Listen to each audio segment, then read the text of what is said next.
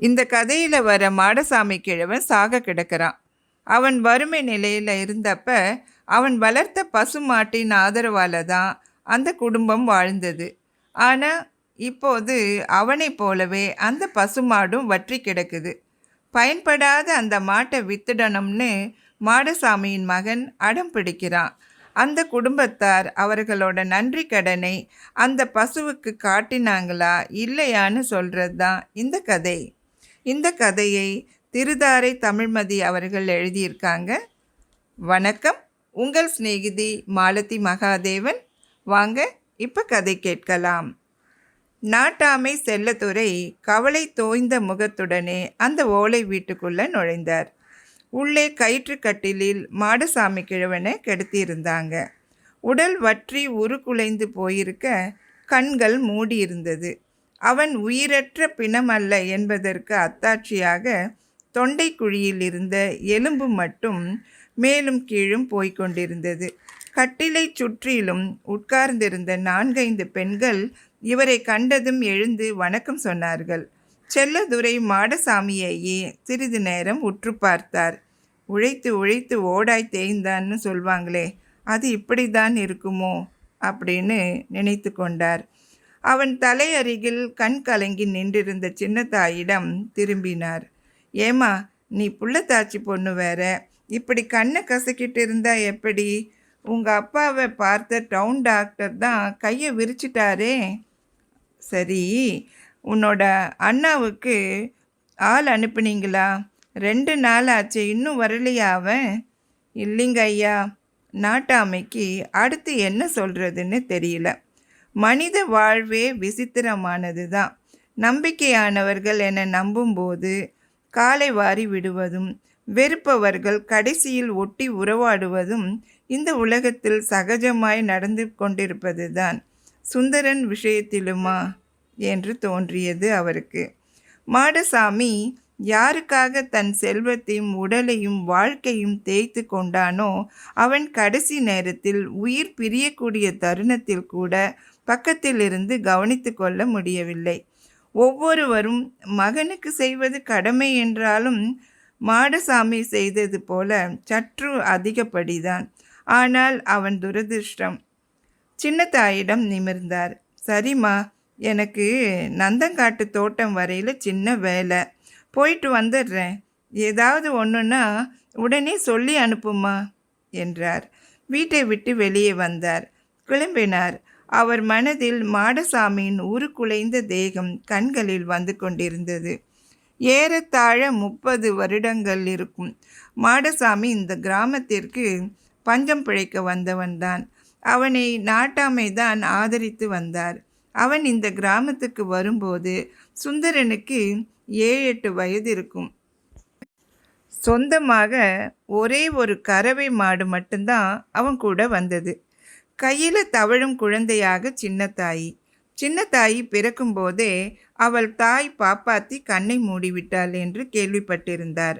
மாடசாமிக்கு இருக்க இந்த மேட்டுப்பாங்கான இடத்திலேயே ஒரு குடிசையும் போட்டு தந்தார். தன் தோட்டத்திலேயே அவனை வேலைக்கும் அமர்த்தி கொண்டார். மாடசாமி கடின உழைப்பாளி என்பதை அவன் வந்த சில நாட்களிலேயே புரிந்து கொண்டார். தரிசு நிலமாய் கிடந்த அந்த மேட்டுப்பாங்கான இடத்தை கூட செதுக்கி பயிர் விளையும் நிலமாக்கினான். மகிழ்ந்த செல்லத்துறை 1/4 பங்கு நிலத்தை அவன் போகத்துக்கே விட்டார். ஒற்றை கறவை மாட்டிலிருந்து பெருகி 4-5 மாடுகளாயின. நாட்டாமையும் சுந்தரனை அந்த கிராமத்து பள்ளியிலேயே சேர்த்து விட்டார். சுந்தரனும் உயர்நிலை பள்ளிக்கு போய் கொண்டிருந்த பொழுது சின்னத்தாய்க்கும் 5 வயதாகியது. அவளையும் பஞ்சாயத்து பள்ளியில் சேர்க்க ஏற்பாடு செய்தார். ஆனால் மாடசாமி தான் மறுத்துவிட்டான். பொட்ட பிள்ளைக்கு படிப்பு எதுக்குங்க எஜமா? பிறந்ததுமே அம்மாவை முழுங்கிட்ட அதுக்கு படிப்பு ஒரு கேடுங்களா என்றான் கோபமாக. அதுக்காக இல்லை மாடசாமி, நம்ம பிள்ளைகளை படிக்க வைக்கிறது, படித்து நாளைக்கு வேலைக்கும் போய் நமக்கு சோறு போடும்னு சொல்லிட்டா 4 எழுத்து தெரிஞ்சுக்கிட்டா பண்பு வளரும் இல்லை? அதெல்லாம் வேண்டாமங்கய்யா.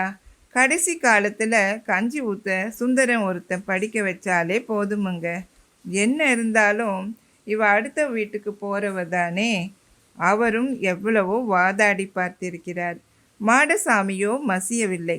பெற்ற தந்தையே கல்விக்கு தடைக்கல்லாய் இருக்கும்போது அவரால் என்ன செய்ய முடியும்? மாடசாமியும் நன்கு உழைத்து சுந்தரனை கல்லூரி படிப்பையும் தொடர செய்தான். மாடசாமியின் உழைப்பு மட்டுமல்ல, சின்னத்தாயின் உழைப்பும் அதில் கலந்திருந்தது. படித்த பின் சுந்தரனுக்கு நகரத்திலேயே ஒரு கம்பெனியில் வேலையும் கிடைத்தது. மல்லிகாவையும் திருமணம் செய்து கொண்டு டவுனுக்கு குடியும் போய்விட்டான். சின்னத்தாயையும் பக்கத்து கிராமத்தில் விவசாயம் செய்து கொண்டிருக்கும் மருதுவுக்கு திருமணம் செய்து கொடுத்தான். சுந்தரனின் படிப்பு செலவுக்கு நிலமும் சின்னத்தாயின் திருமண செலவுக்கு எல்லா கறவை மாடுகளும் பலிகடா ஆக்கப்பட்டன.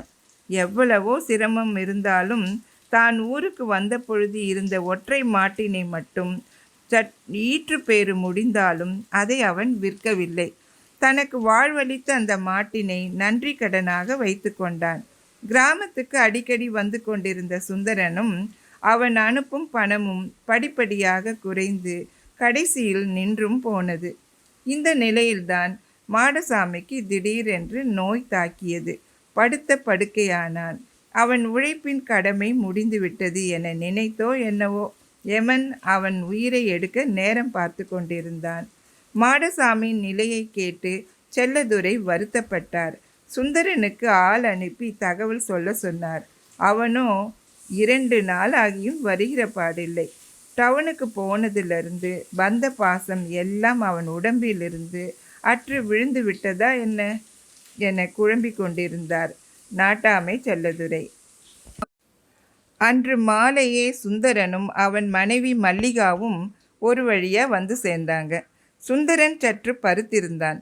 மல்லிகா கழுத்தில் அணிந்திருந்த நகைகள் அவர்களின் தற்போதைய வாழ்க்கையின் செல்வ செழிப்பையே காட்டியது.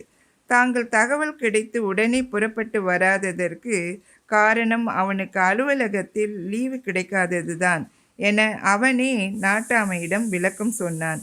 தன் முகத்தை நேரடியாக கூட பார்க்காமல் எங்கோ பார்த்து கொண்டு சொல்வது அப்பட்டமான பொய் என்றே அவருக்கு தெரிந்தது. இரவானதும் செல்லத்துரை தன் வீட்டுக்கு கிளம்பினார். சுந்தரனும் அவர் பின்னால் வெளியே வந்தான். ஐயா, ஒரு நிமிஷம் உங்க கூட கொஞ்சம் தனியாக பேசணும். அவன் பீடிகை போடவே என்ன என்பது போல புருவத்தை உயர்த்தினார். ஐயா, கொல்லைப்புறத்தில் கட்டியிருக்கிற அந்த மாடு அப்பாவுடையது தானே? செல்லதுரை சிரித்தார். ஆமாப்பா, எத்தனை வருஷமாக மாடசாமி அந்த மாட்டை வளர்த்துட்டு வரான். ஈத்து பேர் முடிஞ்ச அப்புறம் கூட நன்றி கடனாக அந்த மாட்டை வச்சிருக்கிறான். உனக்கு தான் டவுனுக்கு போன அப்புறம் எல்லாமே மறந்து போச்சே, அதுக்கு என்ன இப்போ? சற்று குத்தலாகவே கேட்டார். அப்பாவுக்கு சாதாரணமாக தான் உடம்புக்கு முடியலன்னு நினச்சி தான் புறப்பட்டு வந்தோம். இங்கு வந்து பார்த்ததானுங்க இப்படின்னு தெரியுது. அப்பா போயிட்ட பின்னாடி செலவுக்கு பணம் வேணுங்களே, அதனால் இந்த மாட்டை எப்படியாவது விற்று கொடுத்தீங்கன்னா செலவுக்கு பிரச்சனை இருக்காதுங்களே. தாயில்லாத தன்னை வளர்த்து படிக்க வைத்த அப்பன் சாக கிடக்கிறான். அதை பற்றி இவனுக்கு கவலை இல்லை. கருமாதி செலவை பற்றி தான் பெரிய கவலை என்று நினைத்து கொண்டார் செல்லதுரை. செல்லதுரை தனக்கு வந்த கோபத்தை அடக்கி கொண்டார். கனிவுடன் கேட்டார். ஏன்பா சுந்தரா, நிஜமாக தான் சொல்கிறியா? நீ சின்ன பையனாக இருக்கிறப்ப பிடிச்சி அந்த மாடு ஒரு தாயாக இருந்திருக்குது. தன் பாலை வார்த்து உங்களையெல்லாம் வளர்த்திருக்கு. அந்த மாட்டை கட்டாயம் வித்தே தான் தீரணுமா? ஆமாங்க, வேறு வழியே இல்லைங்க, அழுத்தி உச்சரித்தான் சுந்தரன். செல்லதுரை பெருமூச்சு விட்டார். சரிப்பா, உன் இஷ்டம். காலையில் தரகு ஐயாசாமியை வர சொல்லி ஏற்பாடு பண்ணுறேன், வரட்டுமா என்று சொல்லிவிட்டு கிளம்பினார். கேட்டுக்கொண்டே இருந்த சுந்தரன் மௌனமாக இருந்தான். தரகர் ஐயாசாமி வந்து மாட்டை பார்த்துவிட்டு தன் காவி பற்கள் தெரிய சிரித்தார். இந்த தொத்தலான மாட்டை நான் வாங்கி விற்றா எனக்கு ₹1 கூட தேராது. நம்ம டவுன் கசாப்பு கடை பஷீர் பாய் கிட்ட தள்ளி விட்டுடுங்க நாட்டாம சொல்லி கையை விரித்து விட்டு போக, பஷீர் பாய் வந்து 2000 சொச்சத்துக்கு போகும் என தெரிவித்தார். பஷீர் பாய் பணத்தை எண்ணி சுந்தரத்திடம் கொடுக்க முயன்ற அதே வினாடி நிறுத்துங்க குரல் கேட்டு மூவரும் திரும்பினார்கள். சின்னத்தாயி வந்து கொண்டிருந்தாள். நாட்டாமையிடம் திரும்பினாள். ஐயா, என்னை மன்னிச்சிடுங்க. என்னிடம் கூட சொல்லாம மாட்டை விற்க ஏற்பாடு பண்றீங்களே, இது நியாயமா? பெண் என்றால் எதுவுமே தெரிஞ்சுக்க கூடாதா? சொன்னவள் சுந்தரிடம் திரும்பினாள். அண்ணா, அப்பா என்னை படிக்க வைக்காம இருக்கலாம், செல்வ செழிப்புல வாழ வைக்காம இருக்கலாம். ஆனா பாசம்னா என்னன்னு ஊட்டி வளர்த்திருக்காரு. அவர் அடிக்கு ஒரு தடவை சொல்லுவாரு, நாம இந்த ஊருக்கு வந்தப்ப சொந்தம்னு சொல்லிக்க இந்த ஒரு மாடு தாமா இருந்தது. என்ன கஷ்டம் வந்தாலும் அதை விற்கக்கூடாது, கடைசி வரைக்கும் அதை ஒரு தாயா நினைச்சு வளர்க்கணும் அப்படின்னுவாரு. அண்ணா, டவுன் வேணும்னா உன்னோட பாசத்தை கரைச்சிருக்கலாம். நான் கிராமத்தில் வாழ்ந்திருப்பதால பண்போடும் பாசத்தோடும் வாழணும்னு ஆசைப்படுறவ. உனக்கு தேவை பணம் தானே? இந்த அண்ணா, நான் கூலி செய்து சீட்டு போட்டு குருவி சேர்க்கிற மாதிரி சேர்த்து வச்ச பணம் 2000 ரூபாய் இருக்குது, எடுத்துக்க. அந்த தாயை மட்டும் விற்காதே. அவன் கையில் பணத்தை திணித்து விட்டு குடிசைக்குள் நுழைந்தாள் சின்னத்தாயி. அவள் போவதையே கண்களில் நீர் மல்க பார்த்தார் நாட்டாமை. காலங்காலமாய் பெண்களை எவ்வளவுதான் அடிமைப்படுத்தினாலும், கொடுமை இழைத்தாலும், கல்வியை மறுத்தாலும் என்றுமே அன்பின் சிகரமாய், பண்பின் பெட்டகமாய், தாய்மை சுடராய் திகழ்வார்கள். அப்படிப்பட்ட பெண்ணினத்தில் நானும் ஒரு பிரதிநிதி என்று சொல்லாமல் சொல்லிவிட்டு போன அவள் நடையில் ஒரு கம்பீரம் தெரிந்தது நாட்டாமைக்கு. கதை முடிந்தது. இந்த கதை பற்றின உங்களுடைய கருத்துக்களை சொல்லுங்கள். நீங்கள் இது வரைக்கும் நம்ம சேனலை சப்ஸ்கிரைப் பண்ணலைன்னா சப்ஸ்கிரைப் பண்ணுங்கள். நாம் இன்னொரு கதையோட இன்னொரு பதிவில் சந்திக்கலாம். நன்றி.